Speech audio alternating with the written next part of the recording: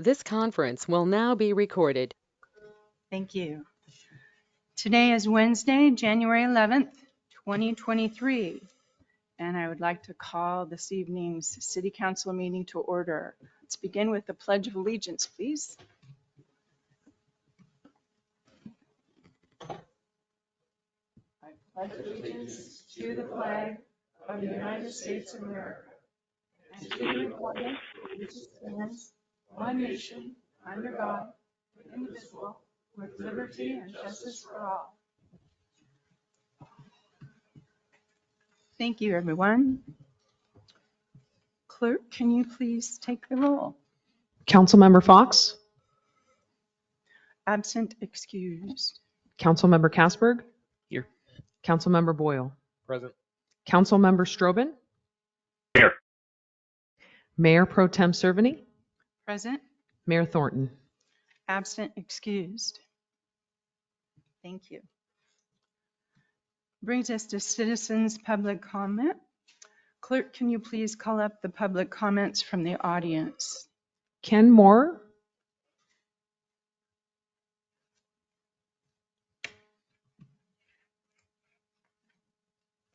Welcome, Ken. And I'll just have you give your name and your address at the mic. My name is Ken Maurer with 1855 East Bartlett Court, the center. I'm president of the Vista View Homeowners Association. Over the holidays, we got the last heavy rain, that the flood we're talking about. It came down off 18th Street, came down off the side and overflowed several backyards. So that was on the holiday. I called up the city. Brian came out and we met on Tuesday and went up there and found, I thought there was a drain that goes above 18th, the full length of that field. Well, I thought it was the city's responsibility to maintain that. Turns out it's the homeowners association. Since then, we've cleaned out the ditch, got it flowing, I think. I don't know where the water comes when it hits the grates, how it gets down to the bottom of the hill, because I still see the one culvert that we're draining down at the bottom of 18th or 17th circle. It's still not running water. So I don't know where it comes out into the bottom of the hill. Would like to find that out. But in the meantime of researching this whole thing, there's 3 neighbors that have been complaining about the water from on 18th Street from Forbes Court up about 120 feet. And it stands there year round. And in the summertime, it's a big green slime, nasty thing we got to drive through. And so I told them, I said, okay, we'll get working on the ditch. That's our responsibility. We'll see if we got it taken care of. But the street needs to have that standing water, and it stands all summer long. And I think it needs a channel drain of some sort to run that full length to get it into the pipe and get it off the street. It's really a health hazard and quite messy for those people. So I told them, I said, I'll save you a trip down here. I'll represent you on the city council so you don't go. But I'd like you to look at some kind of a solution of what it would cost to fix that. It's been a long time going. I don't think any other place else in the city has standing water in the summertime, but it really is a mess. We've looked at it. I'm sure that Brian's been notified of these people. They just brought to my attention here just shortly. And so I said, well, I'll come down and take a look at it. Hopefully that what we've done through the HOA is clean that entire way. I'm hoping that's going to help out a lot. So, but it won't take care of the summertime water, I'm pretty sure. But hopefully it'll take care of the flooding in the backyards of all these 3 houses. We'll know after this storm comes. We'll monitor it. I'll have to figure out what else we have to do. I may need to request some information from you, Brian, to help me figure out exactly what we need to do. I would like you to look at possibly some kind of a drainage, what it would cost, see if the city could fix it, put it on their agenda, do something this summer. It'd be a great. What were those cross streets again? With Forbes Court, it's on 18th Street. So Forbes Court and then go east about 120 feet right next to the road. And it's standing water all summer long. It's really pretty unsightly mess. Yeah, for sure. Cool. Anything else? Thank you. Thank you.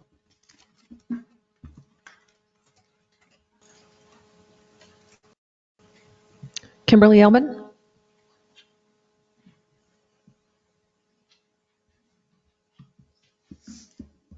Happy New Year. I'm Kimberly Elbin, life citizen of Clark County. So some citizens were unaware that they were allowed to be at the last Saturday's retreat.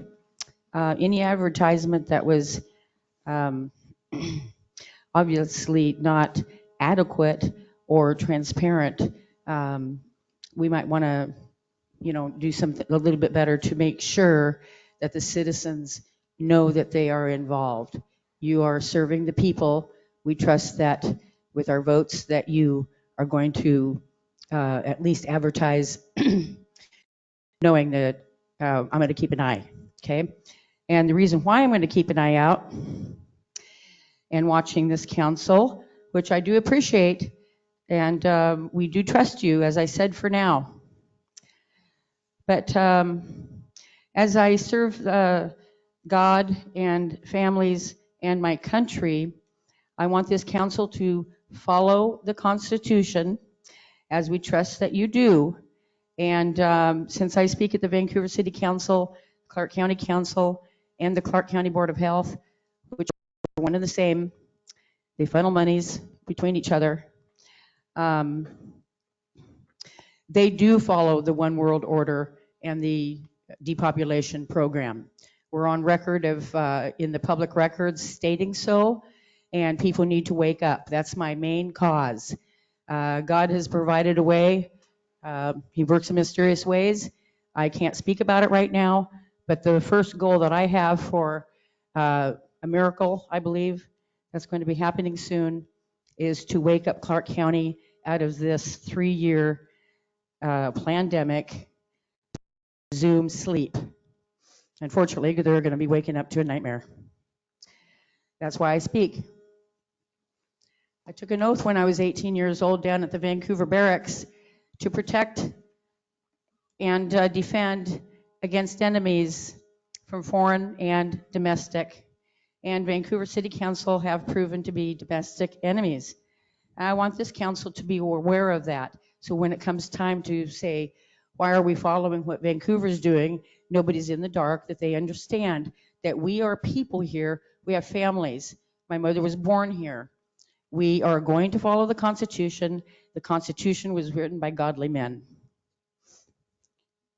So, little news that some people don't know. I do not know how to get this out there, but the media will not tell you that Biden, the criminal Biden, and his establishment that he has, we call our government, which is a tyrannical government, I might add, and a few states like Washington and Inslee are following this agenda. So we're going to wake up to this. Anyway, Biden has just, his own staff found some... Kimberly, just kind of wrap up your comments. Your time's up. You cut me off? No, I wrap it up? just wrap it up. Okay, thank you. Usually you don't cut the microphone off and interrupt, but I'll cut it. I'll take less minutes than it took to say that. So anyway, Biden is a criminal. They found information that he has paid millions of dollars to China. He's in bed with them, Ukraine, and all that. And it's all a mess. And it's all a mess to take down free thinking people. So God bless everybody here. Thank you. Thank you. I know we're not supposed to comment, but Kimberly, next time you come, could you possibly explain to us what the One World Order is? I know you're frequent here, but just maybe educate us a little bit. Yep.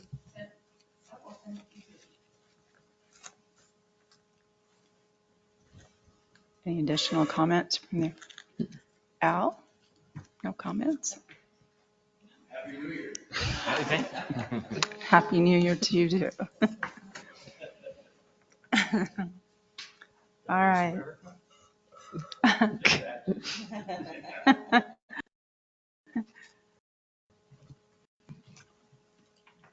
Clerk, are there any comments, public comments on the phone?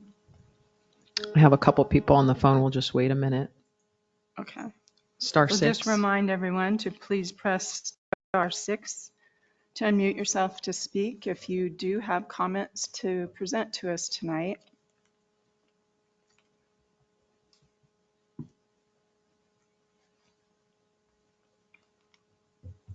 All right, we'll move to public comments to be read. Clerk? I do have 2 comments today. Let's start. First comment is from Gail Long with TDS Telecom. Good afternoon. I would like to submit the following short comments for this evening's City Council meeting. On January 17th, TDS Telecom will be submitting a broadband grant application with the Washington State Broadband Office, and we are asking for your support. If TDS receives this grant, the company commits to build a fiber to the home network to all households and businesses located with our exchange boundaries of La Center and Amboy, with the exception of those currently served by Comcast. Under the terms of the grant, Notice of Opportunity for Funding, grant funding cannot be used to overbuild locations that can already receive 100 Mbps or faster from another service provider. As long as a resident or business can subscribe to TDS Voice or DSL services today and Comcast doesn't offer a broadband service at that location, you would be included in the fiber build area. We all know that the businesses are at a distinct disadvantage with their internet speeds when their internet speeds are slow. The plan before you would give business owners a better chance to grow and prosper. In addition, the COVID-19 pandemic highlighted the crucial importance of fast internet for remote learning, work, healthcare, and many other aspects of everyday life, especially in rural areas. Letters in support should be sent directly to me at gail.long@tdstelecom.com, no later than noon on Friday, January 13th. Thank you for considering support for the important TDS broadband proposal.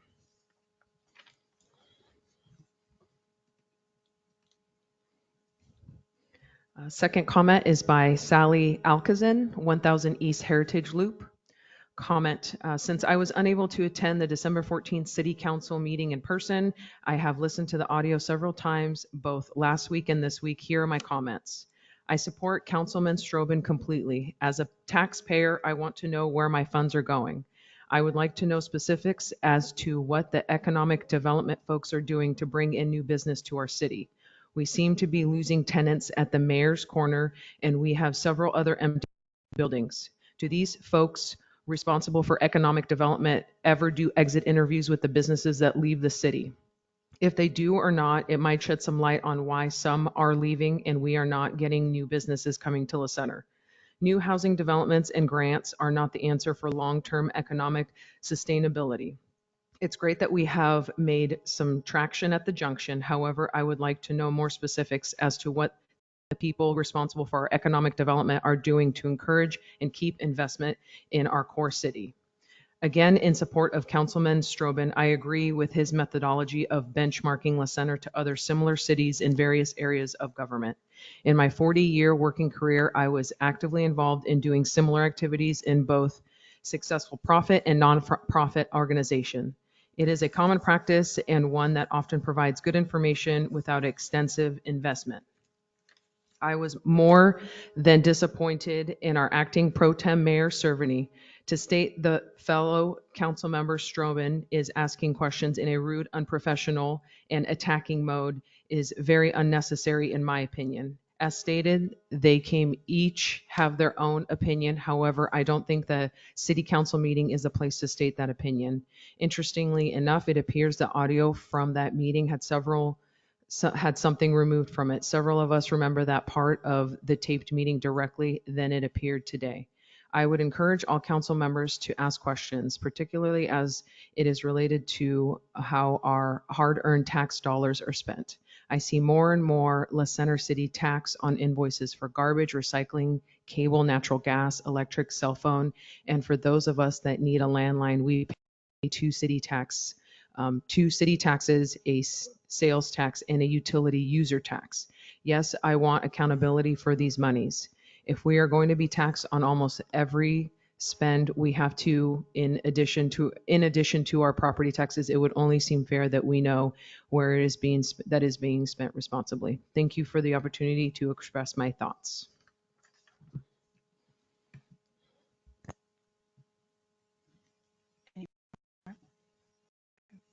Thank you. Brings us to the consent agenda. And And if there are no requests for any items to be removed, entertain a motion to approve the consent agenda. So moved. Second? There's a motion and a second to approve this evening's consent agenda. All those in favor? Aye. Aye. Tom, we can barely hear you. I haven't said anything. I was waiting for you to, I have to abstain from this. I have professional ties to some of those clients on that list. Okay. I will cast my vote in approval as well. Thank you. Motion carried. Presentations and proclamations. We have a proclamation this evening. We don't have superintendent, so I will read these.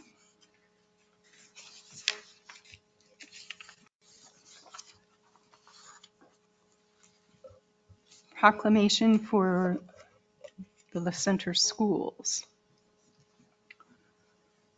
La Center School Choice Week, January 22nd through 28th, 2023. Whereas all children in the city of La Center should have access to the highest quality education possible. And whereas the city of La Center recognizes the important role that an effective education plays in preparing all students in the city of La Center to be successful adults. And whereas quality education is critically important to the economic vitality of the city of La Center. And whereas the city of La Center is home to a multitude of high-quality public and non-public schools from which parents can choose for their children, in addition to families who educate their children in the home.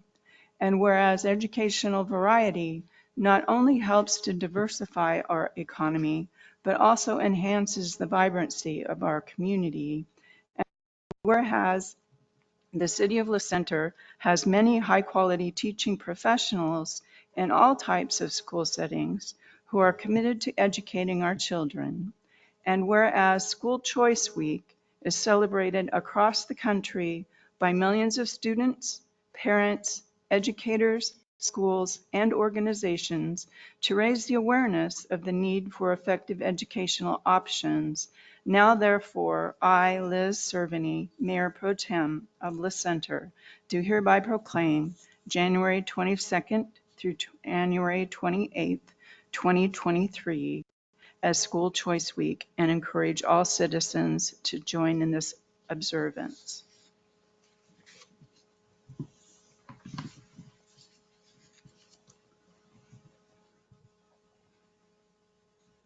And that brings us to Mayor's report. And just a reminder that the city offices will be closed Monday, January 16th, in observance of Martin Luther King Jr. holiday.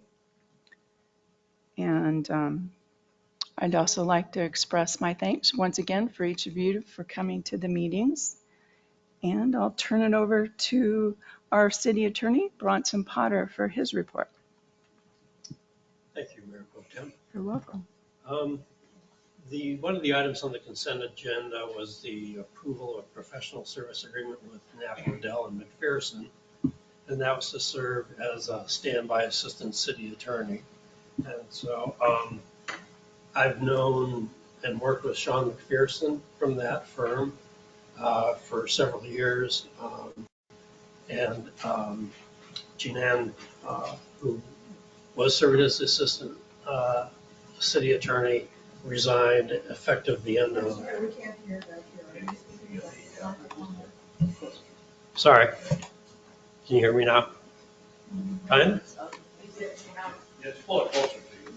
It's, I don't know if it's on.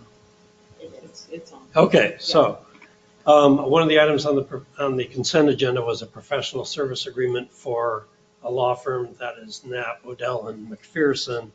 They're based in Camas. And I've known Sean MacPherson for several years and have worked with him. And when Jean-Ann I've resigned as the Assistant City Attorney effective the end of 2022. I've reached out to Sean. He represents the city of Camas as the city attorney and several cities as assistant city attorney. And so I just checked with the mayor to see if it was all right to explore the possibility of having that firm serving as the assistant city attorney. They were willing to, so the agreement tonight just formalizes that relationship. Otherwise, everything on the legal side of things are going just fine. Nothing else really to report. Thank you for providing that additional detail, Bronson. Next, we have council comments and Councilmember Kasberg. Yeah, thank you. I'll keep it short tonight. Just to piggyback on the 18th Street draining issues, that whole hillside is very porous, as everybody knows, and there's a lot of water down there. 18th and Gaither, as you go up the hill, there's usually a drainage issue there that, when it's cold, it's a sheet of ice coming down that. And again, I don't know whether that's a housing development drainage issue or if it's something that's in the streets that's not letting it go out. But from there all the way to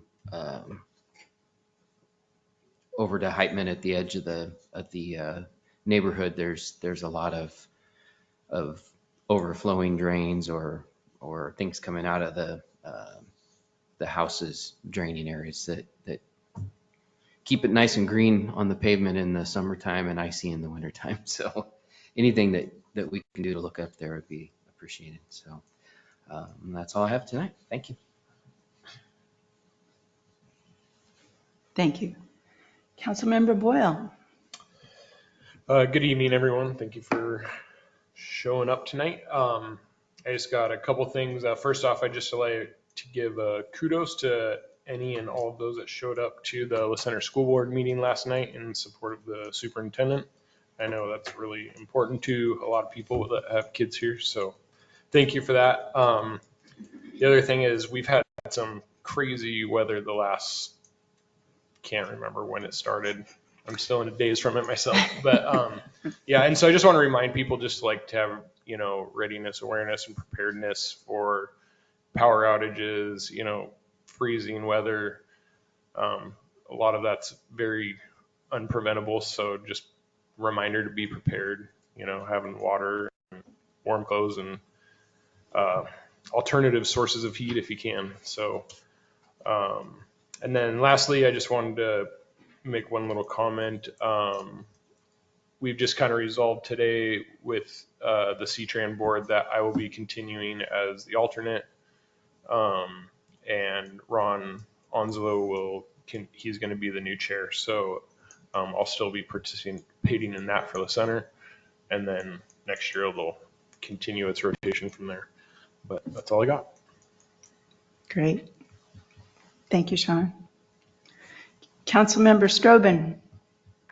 I have nothing tonight. Thank you, Mayor Pro Tem. Thank you. Under my comments, I guess I would just like to chime in following Sean's cautionary notes about the weather and the darkness. I think we continue to see a lot of speeding going on in the mornings as I leave and as in the evenings when I come home. So it's up to each of us to really reach out and when we see that going on, to make sure that we either write down those license plates and get that information to the chief or pass along the information in our neighborhood association meetings as well. I've knocked on a couple of doors of my neighbors. They are just as guilty. I think we get in a hurry and we tend to forget. And unfortunately, we've got a lot of kids out there that wear dark clothes, hoodies, and they don't tend to slow down long enough to look both ways. So it's up to us as adults to remember to take action where we can and keep them all safe. Brings us to staff reports. And our first up is Mr. Brian Cast, who will be presenting the Public Works and Community Development staff report. Thank you, Mayor Pro Tem. Good evening, Council. Before I get into the staff report, I'll make a couple comments on the drainage issue that was discussed at public comment and that Councilman Kasberg brought up. So it's not infrequent that we see curb drains like that actively providing water out to the curb line throughout the year, both in the winter and the summer. I think, with the subsurface drainage coming off of that hill, water's either being collected in the drainage systems of the homes or making its way into the joints of those pipes and then coming out on the curb line there. The area that Mr. Maurer referred to is an area of flat curb. So there's just not enough grade, and it kind of has to build up to a quarter inch or so deep before it's able to make its way down, and then that collects algae. So the city engineer has been aware of that issue and worked with that property owner for quite some time. I have some information that I'll email out to the council coming up here about that particular issue and what costs and things would be required to fix it. But something that we're aware of and have been looking at. Just wanted to let the council know that. On to the Public Works report. As was mentioned here just a moment ago, we've had some crazy weather, and in particular the ice storm that came right before Christmas there. Our Public Works staff was out both before the storm and during the storm to try and clear roads as best they could. Ice storms in particular are challenging because you can't really plow the roads. Once the ice is down, it's pretty well stuck there until it melts. So they were out putting down de-icer in advance of the storm to try and prevent the ice from forming as much as possible. And then after it formed, we're out with both salt and sand and rock to try and maintain some form of traction, especially on the main roads like the Center Road. They were told me that pretty much every road in the city got some form of de-icer either before or during the storm. So, I know there was still some very slippery areas, but crews are out there doing their best to keep the roads safe as we could. During that ice storm, there were several barricades and signs that were damaged from cars sliding into them, so we're now in the process of repairing those. We'll be talking about this a little bit later in the council meeting here, but we did have a sinkhole that opened up on 5th Street across from the casinos and adjacent to the police department. Won't go into a lot of depth on that now because we'll be talking about it here again in a moment. And staff are now working on taking down the holiday decorations since the holiday season is past. In the park section, the security cameras at Holly Park and the paver lot are up. I have reached out to the school district about seeing if they're interested in being able to access that feed, and they are, so that's something that we'll be working with them on. On the administration side, we have a new interface for creating work orders for the public to contact Public Works with maintenance issues. So you can either click an action request on our website or click contact us, and that'll take you into the new system that also ties in and allows us to better track those work orders and the assets that they're tied to. Over in the wastewater side, wanted to let the council know that our operator, Monty Irby, has resigned. His last day is tomorrow. We have worked with Clark Regional Wastewater District under a GEM agreement, which is allows public agencies to share staff and equipment resources. That will allow Matt Jenkins to return to assist us in the operation of our treatment plant while we are recruiting for a new lead operator, as well as backfilling Monty's position, which is an operator 3.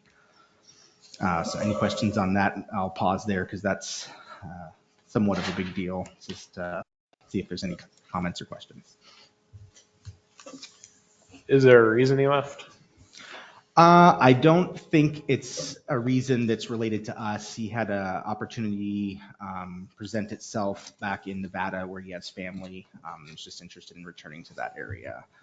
Jeff, our chief operator, also had an opportunity to advance his career, and I could partially blame Matt. He stole him from us when he went over to the sewer district. So, but on the good side, we got Matt back to help us out here in the meantime. So his knowledge and experience will make that, with our plant in particular, will make that a very smooth transition, and appreciate the sewer district's ongoing support on that.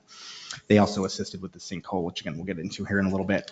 And one more question, Brian. Yeah. Can our plant operate as staffed right now, or are we in requirement of having assistance? So from our other remaining agencies? operator, Bill Birdwell, is a certified level 2 operator. We need a level 3 operator to complete some of the reporting for the plant. Matt is a 4, so he will be the signature on those reports that need level 3 or better.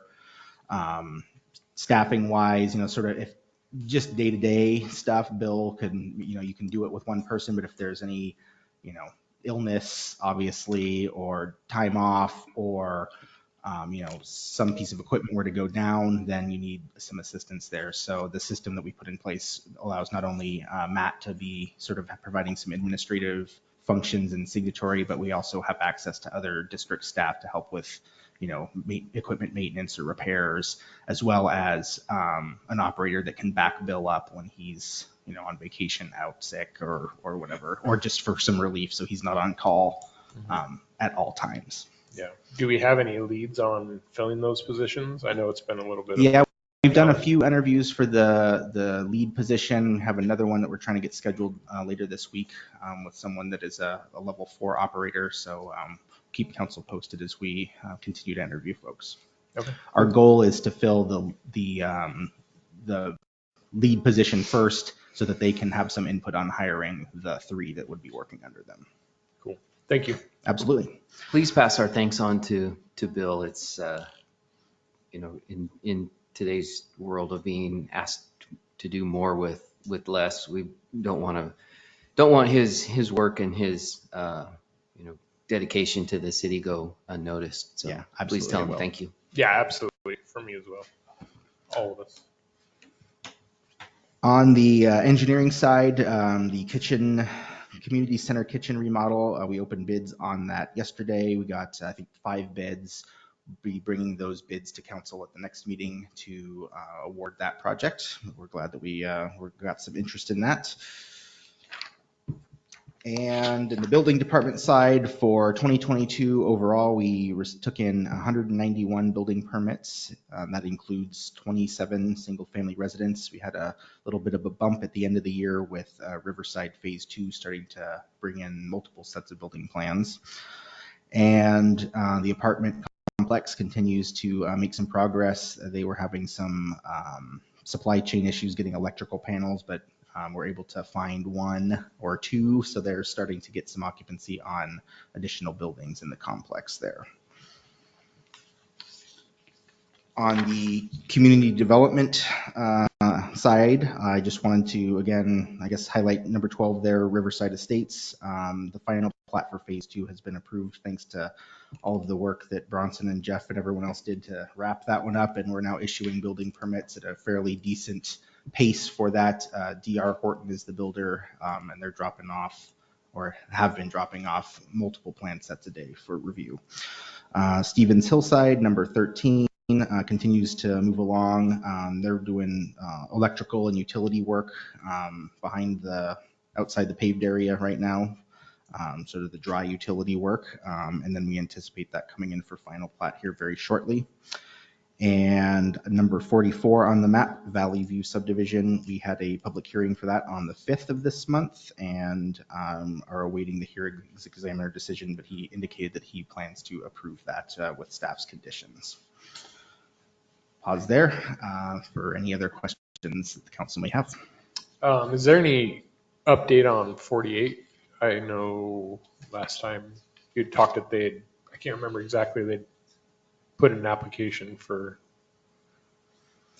Yeah, so we had a land use hearing for that project before the end of the new year, and issued the final staff report just before Christmas on that. So they have preliminary plat approval. We've also processed a monument sign for them.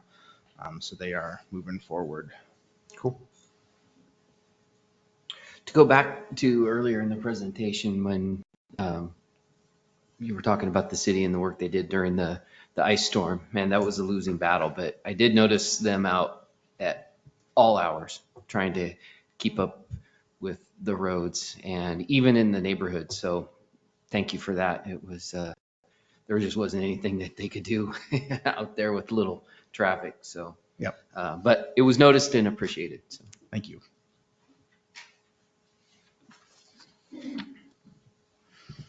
And that concludes my presentation. There's no other questions. You can move on.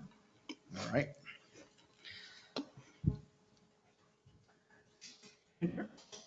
Ordinance, resolution, and public hearing. Resolution 468. All right, thank you again. So this is related to the sinkhole that we got reported to us on New Year's Eve over there in 5th Street, basically across the street from the casino and adjacent to the police department. On New Year's Eve, staff came out, saw that there was a safety issue and closed the roadway while trying to maintain access to the parking lot for the card rooms as much as possible. The following day, after some coordination with the card room staff, added some detour signs to help direct folks around the area of closure and over to the parking lot. Have to kind of go north and around down the Pacific Highway to get there, which isn't ideal, but didn't want anyone or any vehicles falling in the sinkhole there. Essentially, there is a 24-inch culvert that collects the drainage there adjacent to the police department. There's a ravine, sort of a seasonal creek. It picks that up. It wies together with another culvert and then continues under the parking lot there between the card rooms and then ultimately outlets over by the wastewater treatment plant. The culverts are all corrugated metal, galvanized metal culverts, which have a lifespan of 15 to 40 years. They're all about 40 years old now. And we had the sewer district come out following when business resumed on, I think it was Tuesday after New Year's. They came out with their TV camera, closed circuit TV cameras, and basically were able to inspect the line. And we found that it collapsed basically under the sidewalk. The water was backing up, so it was a little hard to see exactly what's going on there, but it appears that the culvert's totally blocked.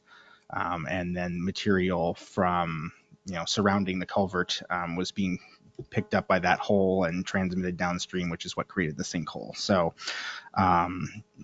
any hopes for a quick and easy repair were kind of dashed at that point. And so ultimately what's going to need to happen, the culvert's about 17 or so feet deep, so it'll be a fairly involved and deep excavation with some need for trench shoring for safety and to limit the size of the excavation. But we went out for quotes. Tony, the city engineer, put together a quick set of plans that we put out for bid that Friday. We had a mandatory contractor walkthrough on this Monday of this week and had close to 50 people show up to that, 25 contractors. We opened bids for the project or quotes for the project yesterday and received 15, which was a pretty good amount.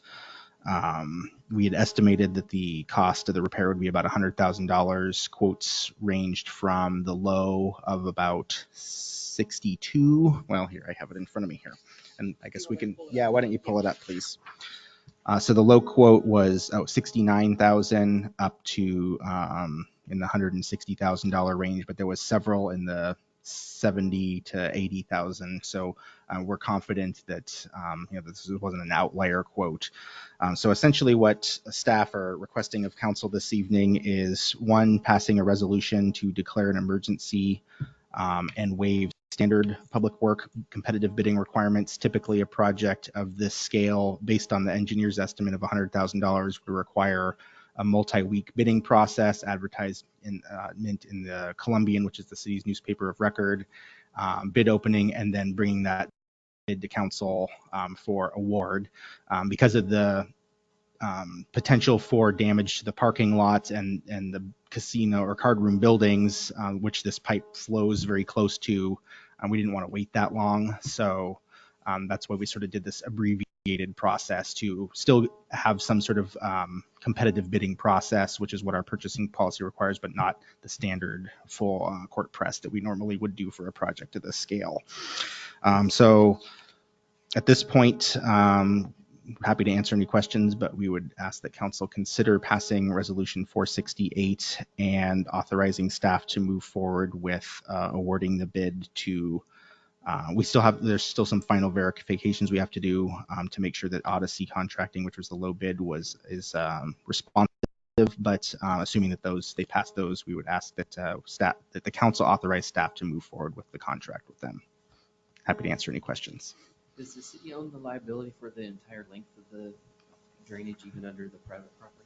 That is something that's going to require some additional research. I think the way that I see this going is that we have this sort of emergency repair that we need to address, and it's well within the city right away in the city's purview. So we complete that, and then as we have some drier weather and the culvert is opened up so that we can get the TV camera farther down the pipe and see what else we're dealing with here, there'll probably need to be some sort of future repairs as well. I'm hoping that we can do some sort of trenchless, like a pipelining or something like that, because again, this thing is 1, relatively deep, 2, relatively large, and 3, close to buildings, which would make excavation or standard construction techniques difficult. So that's something, basically we're dealing with the immediate problem here, which is the sinkhole and the culvert repair. And then once we have everything flowing and we can do some additional evaluation and put together a project potentially that could be done in dry weather. Brian, if Odyssey doesn't meet the requirements, what is the next bid from the $100,000? The next low bid we had SLE Inc. at $84,695, and then Parker Pacific at $84,736. So they missed it by $40. Okay. I was just making sure it wasn't a monster jump going from there. Thank you. Sure. Yep. Something I just don't know. Are we required to go with low bidder? Yeah, so our purchasing policy in an emergency situation like this, the exact quote I think I have in here, it says that we make an effort to include a level of competition that is practical under the circumstance. So essentially what we did is we followed what is typically a small works contract process, which is we generally use for under $40,000. The MRSC maintains a roster of contractors for a variety of different types of construction. So we picked the category that fit this work and sent this project out to that whole list, which is comprised of well over 100 contractors throughout Western Washington. And then the ones that we basically, in this case, said you have to come see the project to bid. And so that's where we had those 25 or so contractors that showed up on Monday. Does it also factor in who can be more responsive as far as time-wise? Yeah, so in the specifications, we built in a requirement for, how long they have to do the project. Well, the longer we wait, the more damage is going to occur, I'm sure. So, anybody have any questions? No, I'm good on this one. Is this a public? Do we open this up to public or anything, or can we make a motion? No, public hearing is just a resolution. All right.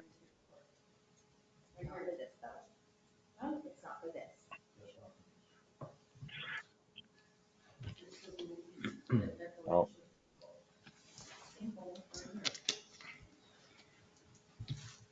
I moved Sorry, to but I'm adopt not aware of what the. Yeah, there we go. 468 Thank you, as Casey. presented. Second. I think you said second. Yes, second.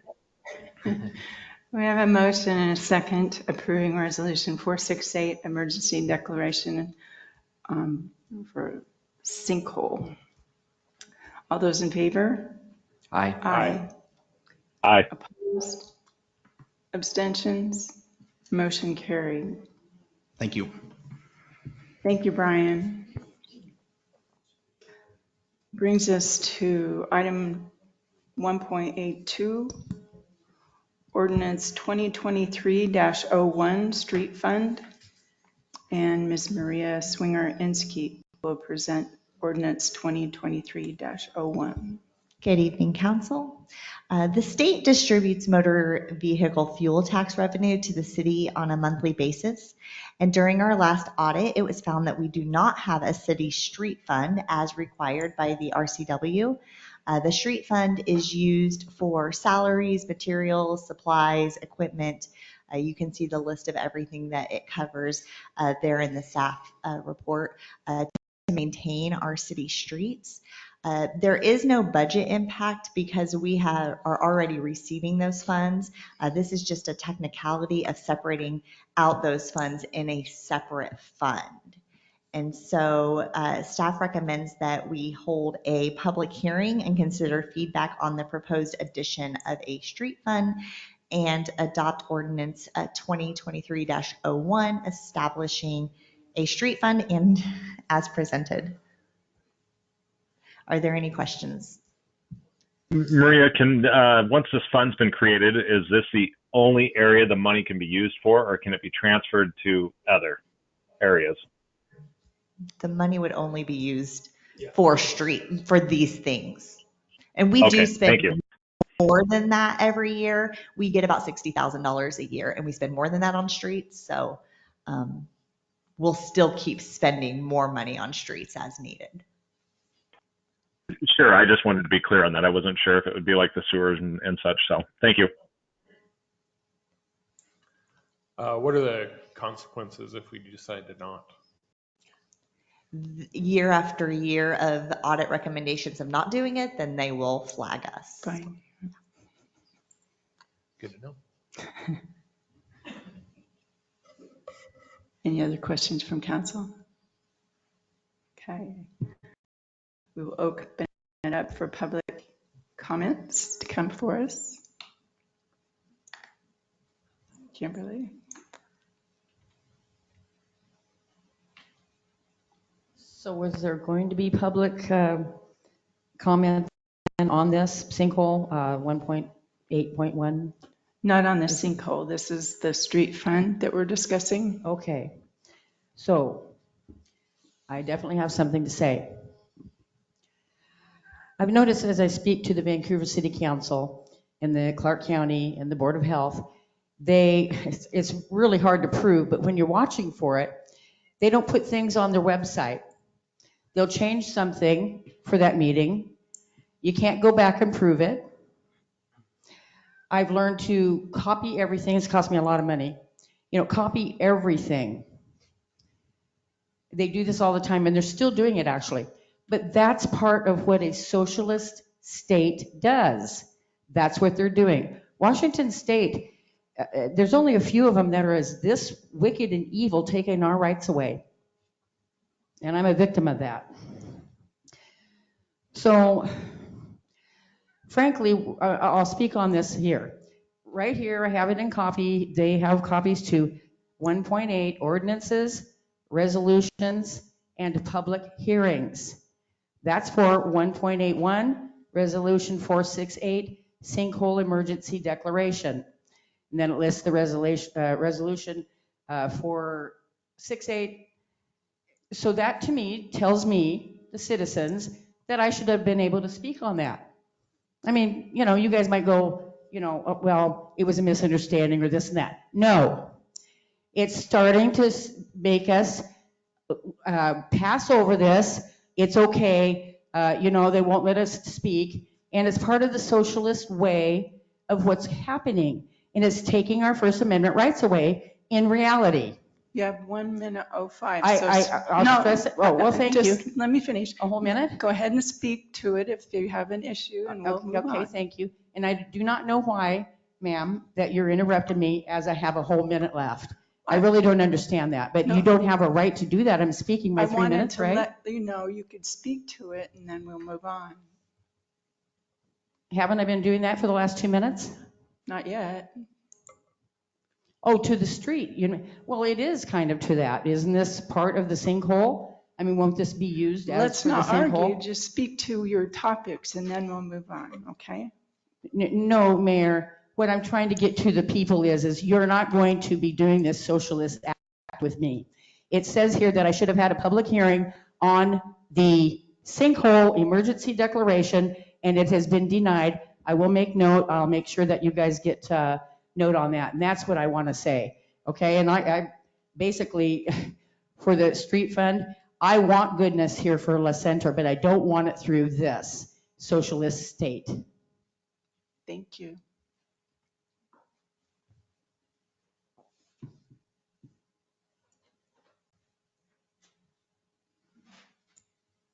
Altilla, 152 West 15th Street. You know, if we've been going evidently forever without this fund, you know, and Sean made references, you know, what's it mean if they're gonna flag us? You know, if we've been getting away with it or whatever for a long period of time, and, you know, we're spending the money, it's not being foolishly spent, it's being spent according to the way it's supposed to be, you know, so, you know, I just look at this as another form of, you know, Big Brother saying, well, you've got to conform. Well, we don't necessarily have to let them flag us. So what? They're still going to give us the money. We're still going to spend it. You know, anyway, thank you very much. God bless America. Thank you, Al. Any other comments? Okay, we will move to anyone calling in. Please remember to press *6 to unmute yourselves just in order to speak.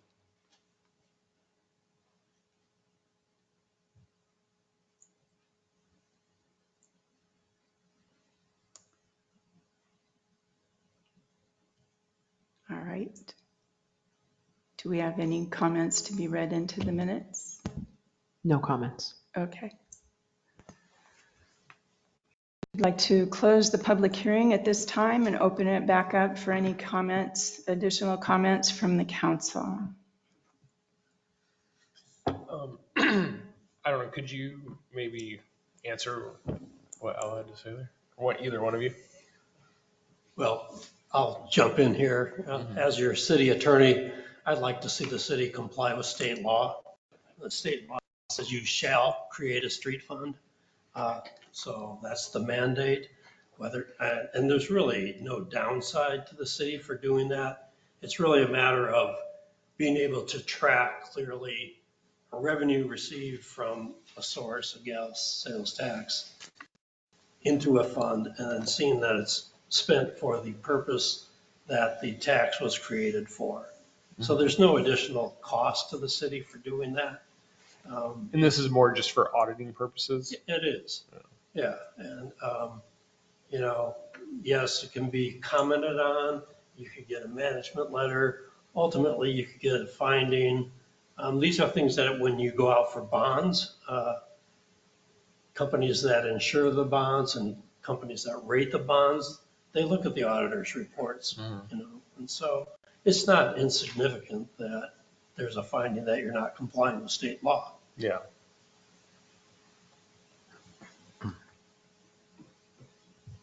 Well, much like policies, there's probably some city's name on this somewhere where they didn't do it right. And so now everybody has to create an ordinance or a policy to follow the rules, which is unfortunate, but we do what we have to do.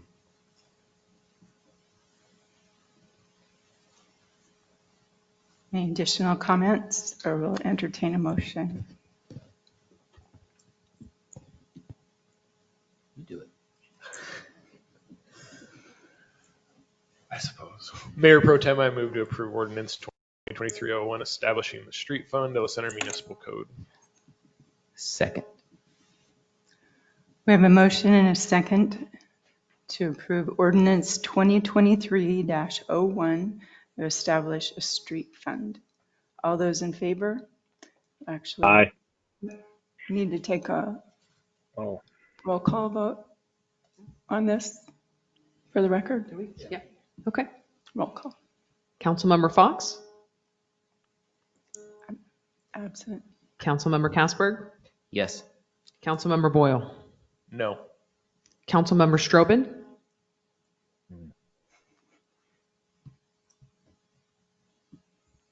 No. Mayor Pro Tem Cerveny? Yes.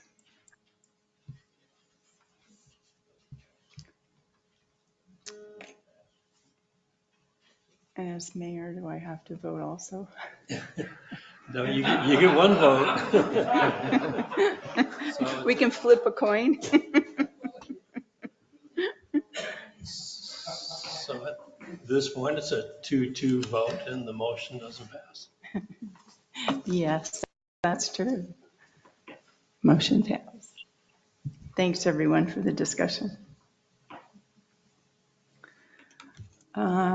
Takes us to new business, and we have one item for discussion, and that is council representation on the Port of Ridgefield for their meetings that are held every second and fourth Wednesday at 3 p.m.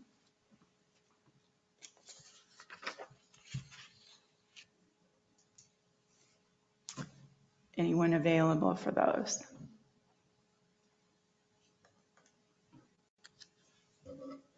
What was it for?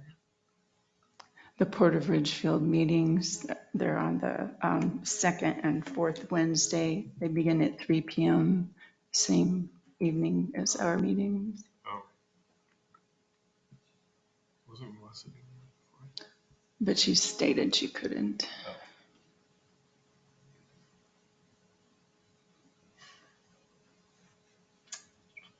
If nobody's going to take it, then Mayor Pro Temp, I'll take it. Okay. Thank you, Tom. Yeah, thank you.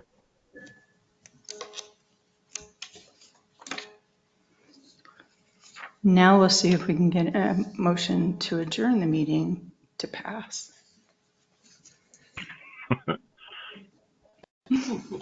What if it doesn't pass? We're stuck looking at one another. So moved. Second. We have a motion and a second to adjourn tonight's meeting. All those in favor? Aye. Aye. Thank you, everyone, and thank you for attending.